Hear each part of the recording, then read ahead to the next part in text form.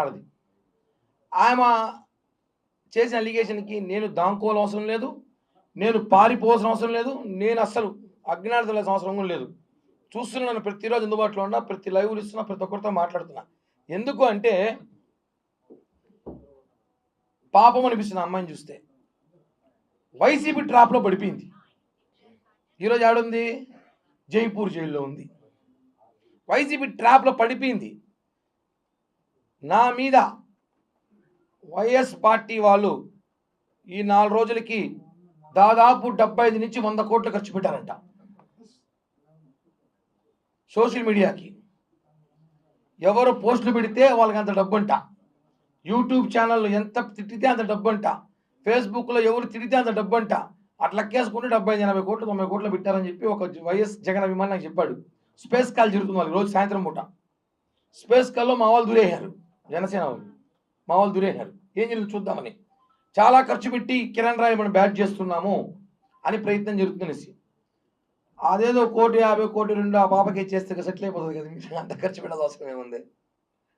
అంత ప్రేమ ఉంటే మీకు. వైసీపీ ట్రాప్లో పడద్దని చెప్పాను, పడతారు. భూమన అభినయ్ రెడ్డి, సన్ ఆఫ్ భూమన కరుణాకర్ రెడ్డి, అతను అభినయ్ రెడ్డి 63,000తో ఓడిపోయినాడు.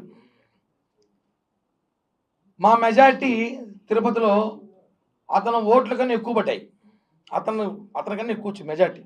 తిరుపతి ప్రజలు మిమ్మల్ని చాలా బాగా ఆశీర్వదించే సంగతి మీకు తెలుసు. మీ నాన్న 2 సార్లు ఎమ్మెల్యే అయినాడు. ఏంది? జనసేన టీడీపీ కొట్టుకొని కాంగ్రెస్ టీడీపీ కొట్టుకుంటే మీ నాన్న గెలిచాడు. మీ తిరుపతి ప్రజలకి మీ మీద ప్రేమ లేని సంగతి మీకు తెలుసు. ఇప్పుడు అనవసరంగా లక్ష్మీరెడ్డి విషయంలో కూడా మీ మీద తిరుపతి జనం మాట్లాడే రోజులు వచ్చాయి. ఎందుకంటే నవంబర్ 5వ తారీఖు 2023 రోజు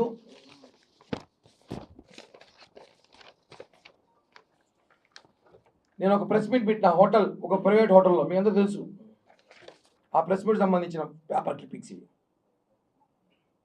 ఒక అమ్మాయిని పెట్టి నన్ను వేధిస్తున్నారు, ఒక అమ్మాయిని పెట్టి కిరణ్ రాయలు వేయాలని చూస్తున్నారు, కరెక్ట్ కాదని చెప్పి నవంబర్ 6వ తేదీ 4 గంటలకి Uday international hotel press meet పెట్టా. ఐడియా ఉంటుంది అందరికి కూడా. అంటే 1.5 సంవత్సరం క్రితం. అదిగోండి కరుణాకర్ రెడ్డి అభిరెడ్డి చేస్తున్నాడని చెప్పి చూపించా. పెద్ద మాస్టర్ ప్లాన్ ఇది.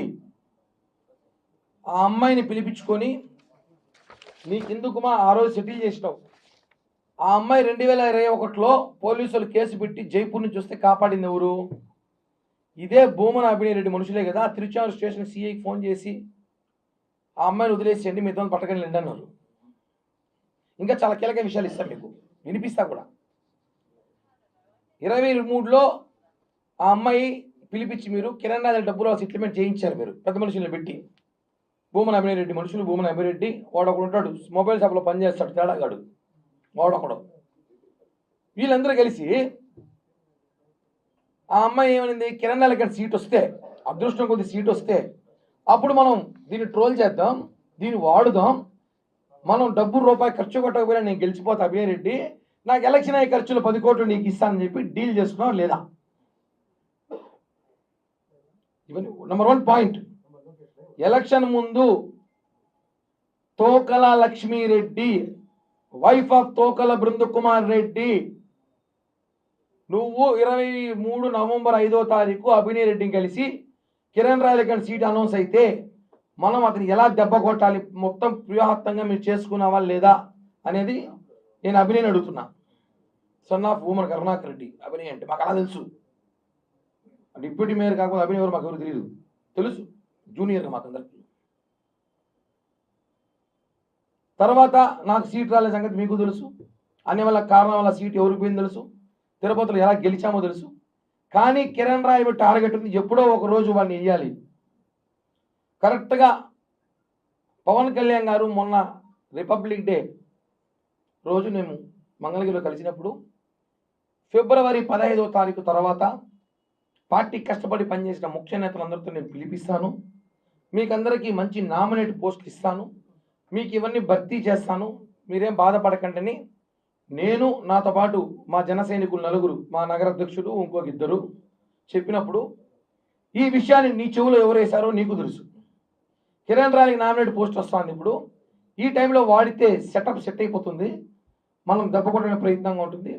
భవిష్యత్తులో అభయరెడ్డికి ఎప్పటికైనా తిరుపతిలో ఏదో ఒక రోజు కిరణ్ రాయల్, బేడాలేసే కిరణ్ రాయల్, పాన్లు అమ్మే కిరణ్ రాయల్, బ్లాక్ టికెట్లు అమ్మే కిరణ్ రాయల్, ఇంక ఏదో కిరణ్ రాయల్, రకరకాల బ్రోకర్ కిరణ్ అన్నాడు, బ్రోకర్ కిరణ్ రాయల్ మీకు ఇబ్బంది అవుతాడేమో అని భూమన అభయరెడ్డి వాళ్ళ నాన్న పుట్టుకతోనే 200 కోట్ల ఆస్తిపరుడు కరుణాకర్ రెడ్డి గారు, జమీందారు కుటుంబంలో పుట్టిన కరుణాకర్ రెడ్డి గారు తిరుపతికి వచ్చేటప్పుడు ఆయన 81లో 80లో తిరుపతికి వచ్చినప్పుడు 200 కోట్లతో వచ్చాడు. మీకు ఎవరికైనా తెలుసా?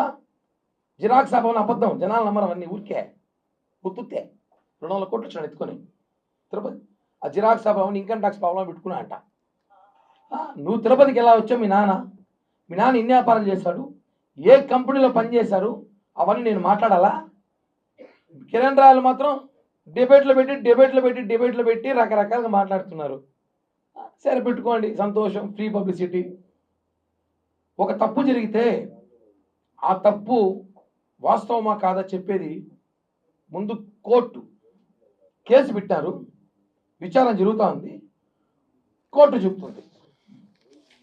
సాక్షి టీవీ చెప్తుందా?